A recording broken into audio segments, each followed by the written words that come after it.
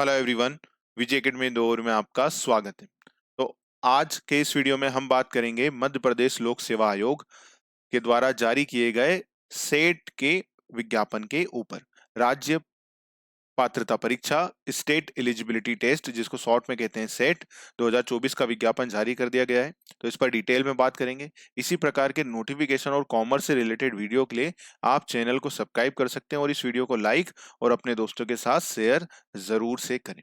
तो चलिए बात कर लेते हैं सबसे पहले आईएमपी पॉइंट्स के ऊपर। तो देखिए, सेट उन सभी स्टूडेंट के लिए जरूरी है जो अपना करियर टीचरशिप में बनाना चाहते हैं, मतलब वो एक लेक्चरार बनना चाहते हैं, तो उनके लिए सेट क्वालिफाई करना जरूरी होता है। तो अगर आपको किसी भी यूनिवर्सिटी में अगर एक लेक्चरार बनना है तो उसके लिए सेट कंपलसरी होता है। एमपी गवर्नमेंट समय समय पर जो है लेक्चरार की वैकेंसी लेकर के आते हैं, तो उसमें भी सेट आपको जरूरी है, कंपलसरी है। और साथ ही साथ अगर आप लेक्चरार बनना चाहते हैं तो उसके लिए भी सेट आपको क्वालिफाई होना जरूरी है। तो चलिए बात कर लेते हैं इस पर डिटेल में। तो देखिए, आवेदन कब से स्टार्ट हो रहे हैं? तो आवेदन स्टार्ट हो रहे हैं 21 मार्च 2024 से। ठीक है, 21 मार्च 2024 से जो है आवेदन स्टार्ट होंगे। तो आप सबसे पहले क्या करेंगे? अपना फॉर्म फिल करेंगे, उसके बाद सारी चीजें करेंगे। ठीक है, लास्ट डेट कब होने वाली है? तो लास्ट डेट होने वाली है 20 अप्रैल 2024। लास्ट डेट क्या होगी? तो लास्ट डेट होगी 20 अप्रैल 2024। और टाइम क्या है? टाइम ध्यान रखिएगा, ये एमपीपीएससी की सारी एग्जामें जो होती हैं उसमें जो टाइम होता है वो यही होता है। सामान्यतः क्या होता है, सुबह दिन के 12 बजे, मतलब दिन का जो दोपहर के 12 बजे होती है तब तक ही आप फॉर्म फिल कर सकते हैं। नॉर्मली क्या होता है ऑनलाइन एग्जाम फॉर्म में कि आपको रात का समय दिया जाता है, मतलब 12 बजे के रात तक का समय दिया जाता है। बट इसमें दोपहर के 12 बजे तक का ही समय होता है एमपीपीएससी की सारी एग्जाम के लिए। तो आपको 20 अप्रैल, अगर आप मुझसे पूछेंगे तो मैं आपको क्या कहूंगा कि आपको क्या मानना चाहिए इसे? तो आपको मानना चाहिए 19 अप्रैल 2024, क्योंकि सुबह सुबह हो सकता है आप मिस कर जाएं। तो 19 अप्रैल 2024 मानिए लास्ट डेट है। जल्द से जल्द इसका फॉर्म आप फिल कर देंगे। अगर आपने एग्जाम फॉर्म भरा और उसमें कोई त्रुटि हो गई है तो त्रुटि सुधार भी कर सकते हैं। तो कब से कर सकते हैं आप?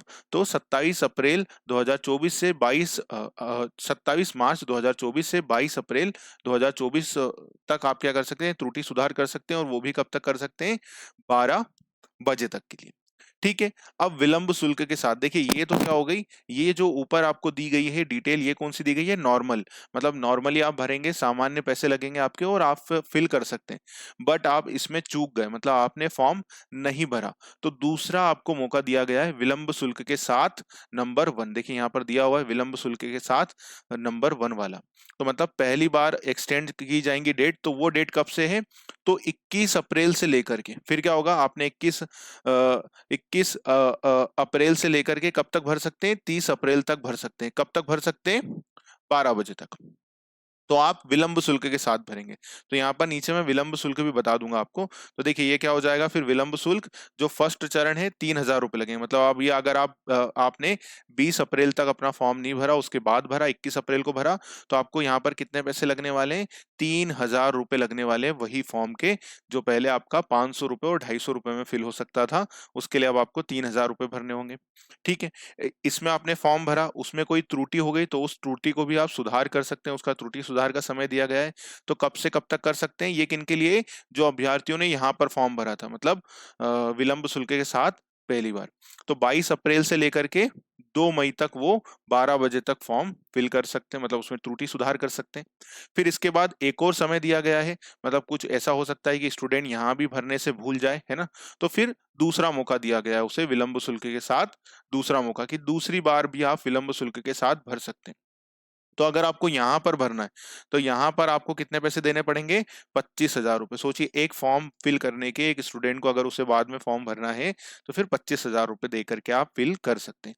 तो ये कब से कब तक है? तो 1 मई 2024 के से परीक्षा तिथि के 10 दिन पूर्व तक, मतलब जो भी डेट डिसाइड की जाएगी, जैसे अभी यहाँ पर परीक्षा तिथि की घोषणा नहीं की गई है, तो जब भी परीक्षा की डेट आएगी उससे 10 दिन पहले तक आप फॉर्म फिल कर सकते हैं। और 10 दिन पूर्व तक कब तक? 12 बजे तक, मतलब जिस दिन एग्जाम है उससे 10 दिन पहले की जो डेट आएगी वहां से 12 बजे तक आप फॉर्म फिल कर सकते हैं। और उसमें त्रुटि सुधार भी कर सकते हैं। कब तक? 2 मई से लेकर के वही 10 दिन पूर्व तक, है ना, दोपहर 12 बजे तक आप कर सकते हैं। पर इसकी फीस कितनी होगी? 25,000 रुपये। तो बहुत ज्यादा फीस हो जाएगी दोनों ही केस में, 3,000 रुपये भी और 25,000 रुपये तो बहुत ही ज्यादा हो जाएगी। तो आपको क्या करना है? 19 अप्रैल के पहले पहले अपना फॉर्म फिल कर देना है। अब शुल्क कितना होगा तो इस पर बात कर लेते हैं, क्या एग्जाम फीस होगी, है ना।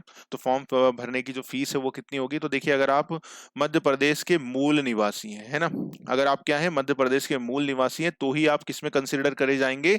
ST SC OBC ये कैटेगरी में आएंगे और आपको ये बेनिफिट मिलेगा। तो अगर आप मध्य प्रदेश के मूल निवासी है, ST SC OBC में आते हैं, तो, है ना, EWS व दिव्यांग जन श्रेणी के अभ्यर्थी हैं, तो आपको कितने पैसे लगेंगे? तो केवल आपको 250 रुपए लगेंगे, प्लस 40 रुपए जो है पोर्टल के आपको अलग से देने होंगे। तो 250 ये और 40 रुपए जो है पोर्टल शुल्क, कुल मिलाकर के आपको 290 रुपए जो है लग रहे हैं। और MPPSC के फॉर्म की एक अच्छी बात क्या होती है, आप खुद भी भर सकते हैं, है ना। अगर आपके पास अपना खुद का लैपटॉप है तो आप उसके थ्रू फॉर्म आसानी से भर सकते हैं। बड़ा ही इजी से आसानी से आपका फॉर्म फिल हो जाता है, तो उसमें कोई दिक्कत नहीं आती है। अगर आप कहेंगे तो मैं आपको एक दिन इसका डेमो भी दे दूंगा कि किस तरह से आप फॉर्म फिल कर सकते हैं, है ना।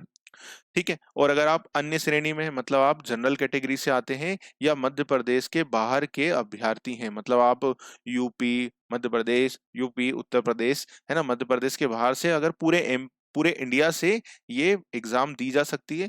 तो अगर आप किसी बाहर के अभ्यर्थी हैं, दूसरे राज्य के हैं, तो आप भी फॉर्म फिल कर सकते हैं। आपके लिए क्या होगा? 500 रुपये। तो आप जनरल कैटेगरी से हैं या बाहर के अभ्यर्थी हैं तो 500 रुपये फीस देनी होगी, प्लस 40 रुपये पोर्टल चार्जेस, तो कुल मिलाकर के 540 रुपये का खर्चा आपको आएगा। ठीक है। अब आपने फॉर्म भर दिया, फॉर्म में हो गई आपसे थोड़ी सी गलतियां, है ना, कुछ गलती हो गई, किसी भी तरह की गलती हो सकती है, तो आप उसे सही कर सकते हैं। कितने रुपए लगेंगे? 50 रुपए प्रति सत्र। मतलब आपने जब जब आप त्रुटि सुधार करेंगे तो 50 रुपए आपके लगते जाएंगे। तो ये ध्यान रखिएगा, है ना। त्रुटि सुधार की यहाँ पर दिया हुआ है, त्रुटि सुधार का समय भी, है ना, 27 मार्च से लेकर के 22 अप्रैल तक आप क्या कर सकते हैं? त्रुटि सुधार भी कर सकते हैं पहले वाले फेज में। अब जो मैंने आपको बताया था कि पहली बार में अगर आपने नॉर्मल डेट में नहीं भर पाए तो फिर क्या करेंगे आप? प्रथम चरण में आपको मौका दिया जाएगा कि थोड़ी और ड्यू डेट आगे बढ़ा करके जो दी गई है उसमें, तो कितने पैसे लगेंगे? 3,000 रुपये लगेंगे, सभी के लिए 3,000 रुपये लगेंगे। मतलब इसमें ST SC OBC या रिजर्व कैटेगरी और अनरिजर्व कैटेगरी के बीच में कोई भेदभाव नहीं किया गया है। आपको 3,000 रुपये देना है अगर आपने लेट कर दिया है तो। और विलंब शुल्क के, और जो अगर आप त्रुटि कर रहे हैं, त्रुटि में कोई सुधार कर रहे हैं, तो उसके 50 रुपए ही लगेंगे। इसी प्रकार से दो द्वितीय चरण में बात करी थी हमने कि एग्जाम के 10 दिन पूर्व, ये वाला यहाँ पर, है ना, ये वाला, तो यहाँ पर कितने पैसे लगने वाले हैं आपके? 25,000 रुपए। सोचिए, एक फॉर्म फिल जो 250 रुपए और 500 रुपए में हो रहा है, उसकी बढ़ करके फीस कितनी हो जाएगी? 25,000 रुपए। तो ऐसा ना हो तो पहले से ही फॉर्म फिल कर दीजिएगा, और 40 रुपए जो है पोर्टल के अलग से लगेंगे। और अगर इसमें भी कोई त्रुटि हो गई तो आप त्रुटि सुधार भी कर सकते हैं। कितने रुपए लगा करके?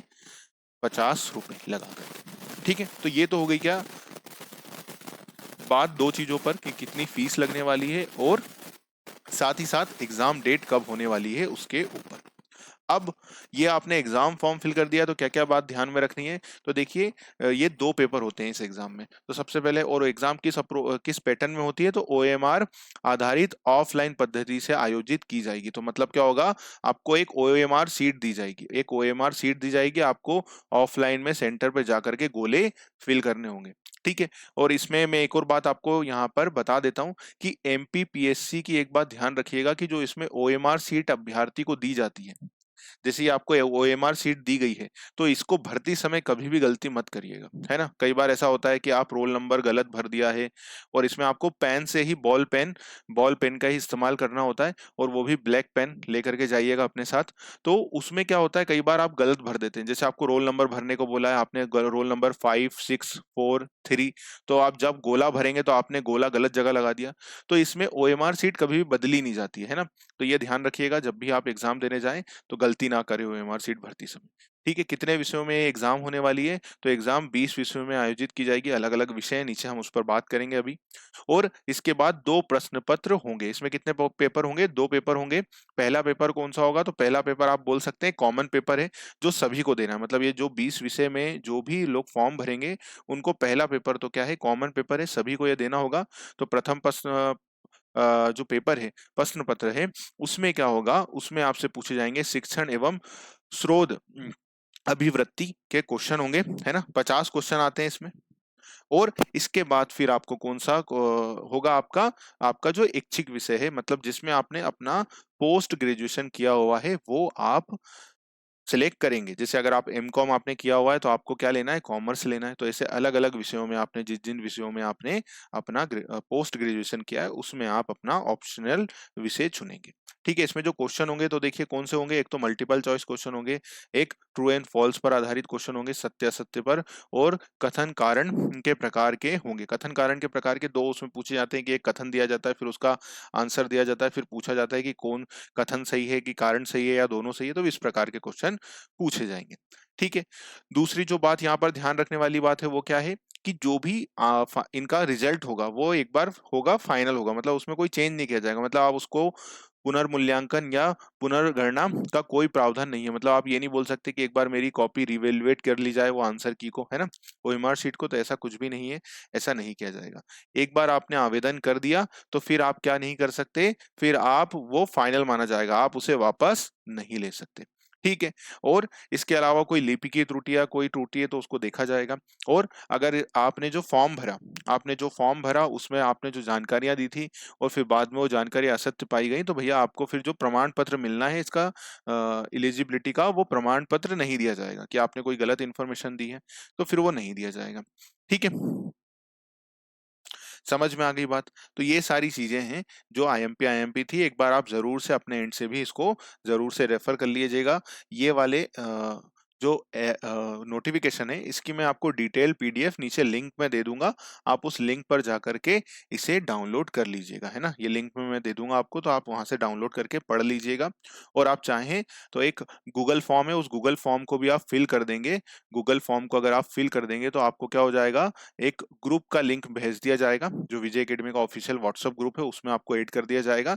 तो कभी भी कोई नोटिफिकेशन या कोई डिटेल आएगी तो उसको वो भी आपको उस पर इंफॉर्मेशन मिल जाएगी। तो उस गूगल फॉर्म को जरूर से फिल कर दीजिएगा, इस नीचे दिया हुआ है, तो उसको फिल कर दीजिएगा अच्छे से। तो आपको आने वाले टाइम में जो भी नोटिफिकेशन या वीडियो आएंगे उसकी डिटेल आपको व्हाट्सएप ग्रुप में भी मिल जाएगी, और जो इन्फॉर्मेशन आपके लिए जरूरी होगी वो भी मिलती जाएगी। ठीक है, तो अब आपको क्या है, अगर आप पोस्ट ग्रेजुएशन की जो आपको है मार्क्स लाना है, तो वो मार्क्स कितने लाने होंगे आपको, आपको 55% मार्क्स लाने होंगे अगर आप जनरल कैटेगरी से बिलोंग करते हैं तो। और अगर आप रिजर्व कैटेगरी से बात करते हैं, मतलब एसटी एससी ओबीसी से हैं अगर आप, तो आपको कितने परसेंट मार्क्स लाने हैं, या दिव्यांग जन अभ्यर्थी हैं तो आपको 50% मार्क्स होने चाहिए अपने पोस्ट ग्रेजुएशन में। अगर आप ईडब्ल्यूएस हैं तो ईडब्ल्यूएस के लिए स्पेशली यहाँ पर बताया हुआ है, मेंशन किया हुआ है कि उनको कितने मार्क्स आने चाहिए, तो उनको 55% मार्क्स लाने होंगे। तो ये सारी बातें। इसके बाद अगर आप फाइनल ईयर के स्टूडेंट हैं, मतलब आप पोस्ट ग्रेजुएशन कर रहे हैं और 4th सेमेस्टर में हैं, तो आप भी एलिजिबल हैं। 4th सेमेस्टर में आप याद ध्यान कर रहे हैं या आपने एग्जाम तो दे दिए बट आपका 4th सेमेस्टर का रिजल्ट नहीं आया है अभी, तो दोनों ही केस में आप फॉर्म फिल कर सकते हैं। ठीक है, तो ये वाली बात ध्यान रखिएगा, 50% और 55% वाली बात ध्यान रखिएगा। अब इसके अलावा ये आरक्षण से रिलेटेड डिटेल है, ये सारी चीजें यहाँ पर दी हुई हैं। अब बात करते हैं आपको मार्क्स कितने लाने हैं। तो आपको जो मार्क्स लाने हैं, मिनिमम मार्क्स कितने होने चाहिए, तो मिनिमम मार्क्स अगर आप अनरिजर्व कैटेगरी से हैं तो मिनिमम मार्क्स आपके होने चाहिए 40%। मिनिमम कितने मार्क्स लाने हैं आपको, 40%।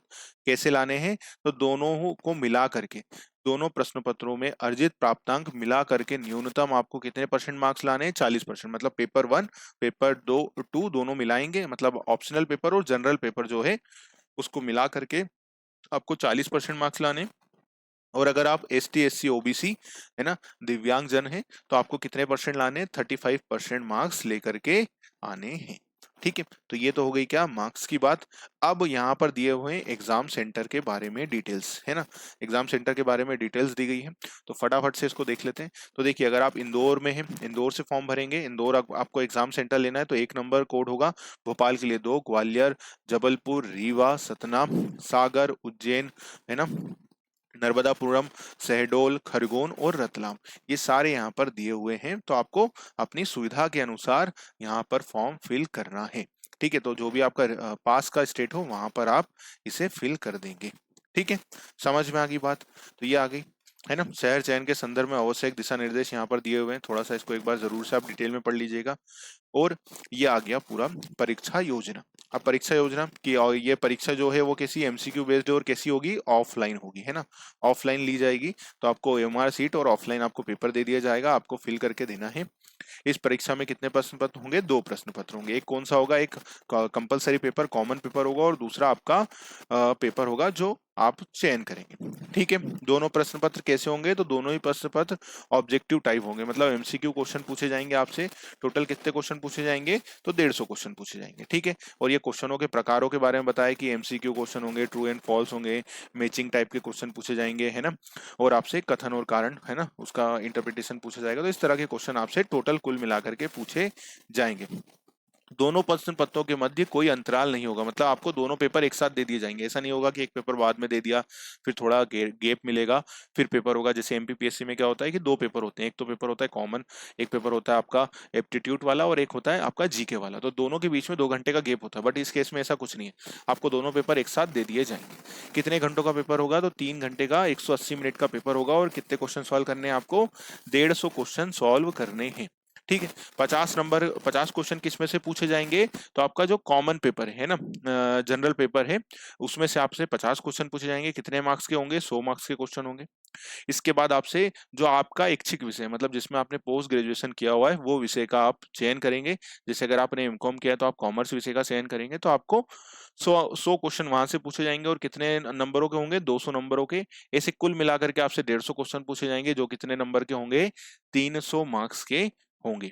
ठीक है, तो ये ध्यान रखिएगा। तो आपको मेन फोकस आपका किस पे होना चाहिए, मेन फोकस आपको अपने सब्जेक्ट पर पकड़ बनानी होगी।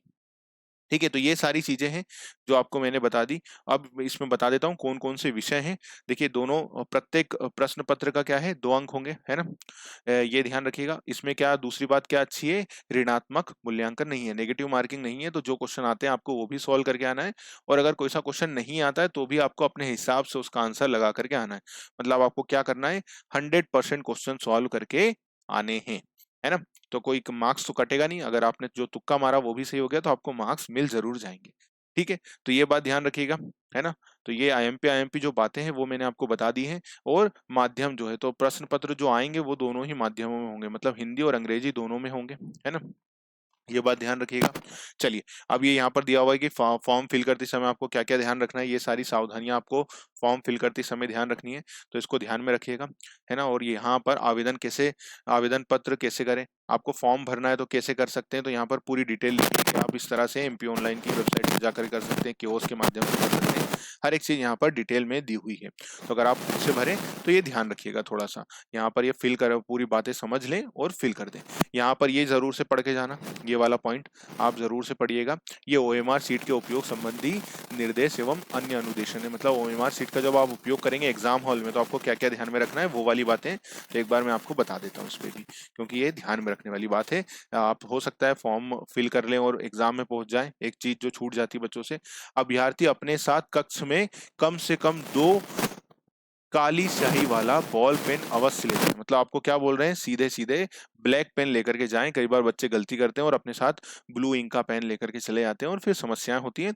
तो ब्लैक बॉल पेन, देखिए ब्लैक ले जाना है और कौन सा पेन ले जाना है, बॉल पेन ले जाना है। ठीक है, तो बॉल पेन मतलब जिसकी इंक नहीं छूटती। बॉल पेन को आप कैसे पहचानेंगे, जैसे आपने यहाँ पर गोला मारा, अब इस पर आप पानी डाल दीजिए। आपको अगर चेक करना हो बॉल पेन है या नहीं, एग्जाम में नॉर्मली ऐसे मिल जाता है, बट फिर भी अगर आपको कोई कंफ्यूजन हो तो पानी डाल लें। अगर पानी डालने से स्याही फैल जाएगी तो वो बॉल पेन नहीं है ना। ये सबसे अच्छा तरीका है बॉल पेन भरने का। ठीक है, तो आपको किसका उपयोग करना है, बॉल पेन ले जाना है और बॉल पेन का ही उपयोग करके सारे गोले आपको भरने हैं। ठीक है, ओएमआर शीट अत्यंत सावधानी पूर्वक भरें।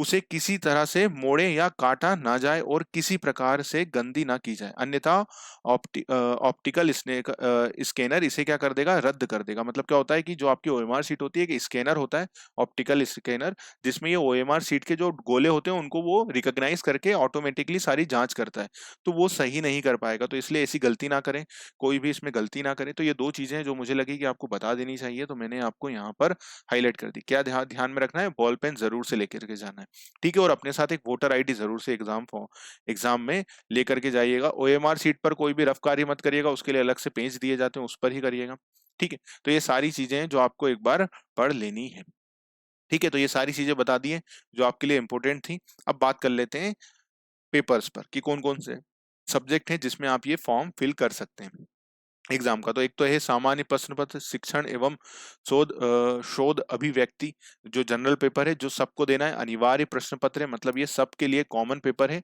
और सभी को ये पेपर देना है, सबके लिए यहाँ से क्वेश्चन कॉमन रहेंगे। इसके बाद अगर आप विज्ञान में आप फॉर्म फिल कर सकते हैं, तो आपका ये क्या होना चाहिए, जो विषय है रसायन विज्ञान में अगर आपको फॉर्म फिल करना है, तो आपके जो पोस्ट ग्रेजुएशन है उसमें ये सारे विषय आपके होने चाहिए। तो आप केमिस्ट्री से अपना फॉर्म फिल कर सकते हैं। अगर आपके केमिस्ट्री में ये सारे हैं, तो या रसायन शास्त्र, कार्बन रसायन शास्त्र, भौतिक रसायन शास्त्र, व्यवहारिक रसायन शास्त्र, पर्यावरण रसायन शास्त्र, है ना। तो ये सारे अगर आपके रसायन शास्त्र के कोई से एक विषय थे जब आप पोस्ट ग्रेजुएशन कर रहे थे, तो आप कहाँ से फॉर्म फिल कर सकते हैं, रसायन विज्ञान में फॉर्म फिल कर सकते हैं। कॉमर्स में कब फॉर्म फिल कर सकते हैं, जब आपका विषय कॉमर्स हो, तो आप कॉमर्स में क्या रहना अपनी सेट का फॉर्म भर सकते हैं। इकोनॉमिक के लिए आपके ये सारे विषय होने चाहिए, है ना। आपके एमबीए में अगर आपका एमबीए आपने करा है, तो एमबीए में आपके ये होना चाहिए एमबीए बिजनेस इकोनॉमी, तो आप फिर इकोनॉमी से फॉर्म फिल कर सकते हैं। अंग्रेजी के लिए आपका अंग्रेजी में होना चाहिए पोस्ट ग्रेजुएशन, जियोग्राफी के लिए जियोग्राफी में, है ना। हिंदी के लिए आपका हिंदी या भाषा विज्ञान अगर ये है तो आप हिंदी से भर सकते हैं। इतिहास के लिए आपका सब्जेक्ट पोस्ट ग्रेजुएशन में क्या क्या होना चाहिए, इतिहास होना चाहिए, मॉडर्न हिस्ट्री होना चाहिए, है ना, मध्यकालीन मिडेवल हिस्ट्री होना चाहिए, या प्राचीन इतिहास होना चाहिए, है ना। तो अगर आप एमए इतिहास से करा होगा, अगर आप यूपीएससी के स्टूडेंट होंगे, तो आप यहाँ से फॉर्म फिल कर सकते हैं, ठीक है। गृह विज्ञान के लिए आपका ये विषय गृह विज्ञान होना चाहिए। लॉ के लिए लॉ का विषय होना चाहिए। लाइब्रेरी से अगर आपको फिल करना है, तो लाइब्रेरी साइंस का आपका विज्ञान होना चाहिए। जीव विज्ञान के लिए आपके इतने सारे विषय हैं जीव विज्ञान से रिलेटेड, अगर आपने इसमें पोस्ट ग्रेजुएशन करा है, तो आप जीव विज्ञान से विषय फॉर्म फिल कर सकते हैं। अब मैं बता देता हूँ गणित, मैथमेटिकल साइंस, है ना, दर्शन शास्त्र, शारीरिक शिक्षा, भौतिक विज्ञान, है ना, राजनीतिक विज्ञान, मनोविज्ञान, संस्कृत, समाजशास्त्र और योग, ये सारे विषय हैं जिनमें आप क्या कर सकते हैं, फॉर्म फिल कर सकते हैं। 20 विषय हैं और उसमें अगर आपका पोस्ट ग्रेजुएशन इन सब सब्जेक्ट के अंदर हुआ है, तो आप फॉर्म फिल कर सकते हैं। यहाँ पर दिया हुआ है मान्य, है ना, पोस्ट ग्रेजुएशन की डिग्रियां, तो ये सारी डिग्रियां हैं जो मान्य हैं। अगर आपका एमकॉम है ना, एमएससी है, आपका एमए है ना, और ये देखिए एलएलएम है, ये सारी यहाँ पर दी हुई हैं डिग्रियां। तो ये डिग्रियों को देख लीजिएगा, आपके पास जरूर से एक होगी, एमकॉम करा ही होगा आपने, तो आप कॉमर्स से भर सकते हैं। तो अब समय है क्या करने का, फॉर्म फिल करने का। सबसे पहले आप क्या करेंगे, फॉर्म फिल करेंगे, उसके बाद आप क्या करेंगे, उसके बाद आप पढ़ाई में लग जाएंगे। अब आपका विषय हो सकता है सर कि ये जो यहाँ पर विषय दिए हैं इनके हमको डिटेल जाननी है कि ये क्या क्या टॉपिक कवर करके जाने हैं, तो ये टॉपिक भी डिटेल में एमपीपीएससी ने कवर किए हुए हैं, मैं आपके लिए वो भी लेकर के आ जाऊंगा। जिस भी विषय का आप बोलेंगे, मैं उस विषय का एक वीडियो लेकर के आ जाऊंगा, आपको उसमें बता दूंगा कि कौन कौन से टॉपिक्स हैं, चाहे वो आपका ऑप्शनल पेपर हो या आपका कंपलसरी पेपर हो, दोनों का ही पूरा डिटेल सिलेबस एमपीपीएससी की तरफ से जारी है, ठीक है। तो वो भी दे दूंगा और साथ में आने वाले टाइम में उनके भी आपको पीडीएफ लिंक के थ्रू मिल जाएंगे। तो गूगल फॉर्म आप फिल कर दीजिएगा और आपको फिर ग्रुप में ऐड हो जाएंगे, तो आपको ये पूरा नोटिफिकेशन मिल जाएगा। अगले वीडियो में जो कॉमर्स का सब्जेक्ट है, पूरा कॉमर्स सब्जेक्ट है, उसमें क्या क्या टॉपिक कवर किए गए हैं कॉमर्स में, उस पर एक वीडियो में लेकर के आऊंगा। तो क्या ध्यान रखना है आपको, सबसे पहले अगर मैं आप मुझसे पूछेंगे तो मैं यही कहूंगा कि आपको सबसे पहले अपना एग्जाम फॉर्म फिल कर देना है, ठीक है। क्योंकि 21 तारीख से फॉर्म फिल होंगे और वो कब तक होंगे, 20 अप्रैल 2024 तक होंगे। तो उसको आप क्या मानिएगा, 19 अप्रैल, क्योंकि 20 तारीख को केवल 12 बजे तक का समय है। तो चलिए इस वीडियो में इतना ही, मिलते हैं अगले वीडियो में। तब तक के लिए अपना ध्यान रखिएगा, नमस्कार। और वीडियो पसंद आया हो तो लाइक जरूर से करिएगा, चैनल को सब्सक्राइब कर लीजिएगा। तो चलिए मिलते हैं अगले वीडियो में, नमस्कार।